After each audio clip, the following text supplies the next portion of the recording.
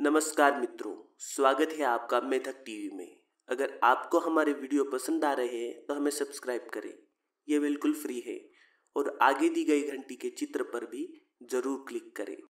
इससे जब भी हम नए वीडियो डालेंगे आपको नोटिफिकेशन के ज़रिए पता चल जाएगा।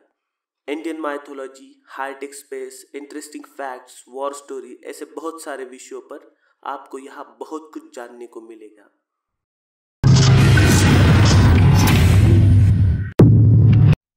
नमस्कार मित्रों, स्वागत है आपका मेथक टीवी में। 5 दिसंबर 1952 लंदन की हवा में एक अजीब तरह का कोहरा फैला हुआ था। ये कोहरा 30 मील लंबा था, जिसने पूरे लंदन शहर को अपनी चपेट में ले लिया था। ये कोहरा इतना घना था कि खुले में लोग अपने खुद के पैरों को भी दिक्कत से देख पा सकते थे। कोहरा छोटे छोटे सर्फल पार्टिकल से भरा पड़ा था। पूरा लंदन शहर किसी सड़े हुए अंडे की तरह स्मेल कर रहा था। 9 दिसंबर को जब ये कोहरा हटा तब वो 4000 लोगों की जान ले चुका था। 1.5 लाख से भी ज्यादा लोग रेस्पिरेटरी इन्फेक्शन की वजह से गंभीर रूप से बीमार थे और जिनमें से 8000 से ज्यादा लोग इस बीमारी के कारण अगले कुछ ही महीनों में मर जाते हैं। इंग्लैंड की ऑफिशियल रिपोर्ट माने तो इस कोहरे की वजह से 12000 से काफी ज्यादा लोग मर गए थे। इस कोहरे के कारण सिर्फ इंसान ही नहीं मरे थे, बल्कि लाखों की तादाद में अन्य प्राणी भी मारे गए थे।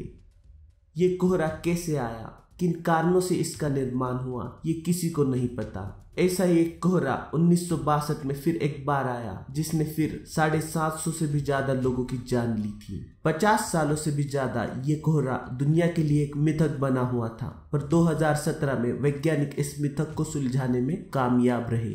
वैज्ञानिकों की एक इंटरनेशनल टीम ने चीन के वातावरण में प्रयोग कर इस कोहरे के मिथक को सुलझाया है। लोगों को ये पता था कि सल्फेट की वजह से ये नरसंहार हुआ है और बताया ये जाता है कि कोयले के जलने से निकलने वाले सल्फर डाइऑक्साइड की वजह से ये हुआ और इसी सल्फर डाइऑक्साइड से सल्फ्यूरिक एसिड का निर्माण हुआ। पर यह सल्फ्यूरिक एसिड सल्फर डाइऑक्साइड से कैसे निर्माण हुआ, ये किसी को नहीं पता था। संशोधकों की इंटरनेशनल टीम ने ये पता लगाया है कि इस कोहरे की शुरुआत नाइट्रोजन डाइऑक्साइड से हुई थी और जो भी शायद कोयले के जलने से ही निकला था और इसी नाइट्रोजन डाइऑक्साइड के कारण ये कोहरा तैयार होता है। नाइट्रोजन ऑक्साइड के कारण ही सल्फर डाइऑक्साइड, जो तुलनात्मक बहुत कम जहरीला है, उसका सल्फ्यूरिक एसिड में रूपांतर होकर ये कोहरे को एक बहुत जहरीला बना देता है।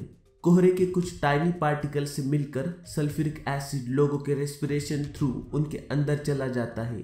यहाँ हम आपको ये बता दें कि सल्फ्यूरिक एसिड एक बहुत ही जहरीला पदार्थ है। एक बूंद सल्फ्यूरिक एसिड भी आपका पूरा हाथ जला सकती है। लंदन कोहरे के वक्त सल्फ्यूरिक एसिड डाइल्यूट फॉर्म में कोहरे के पार्टिकल से मिक्स हुआ था। अगर ये कॉन्सेंट्रेटेड सल्फ्यूरिक एसिड होता तो शायद लंदन आज दुनिया के नक्शे पर ही नहीं होता। चीन, जो दुनिया के सबसे पॉल्यूटेड देशों में से एक है, वहां भी ऐसा कोई हादसा होने की संभावना है। चीन में भी बहुत बार ऐसे कोहरे फैल चुके हैं, पर लंदन का कोहरा एसिडिक था, इसीलिए वो जानलेवा साबित हुआ। पर चीन में आज तक फैले हुए कोहरे न्यूट्रल है।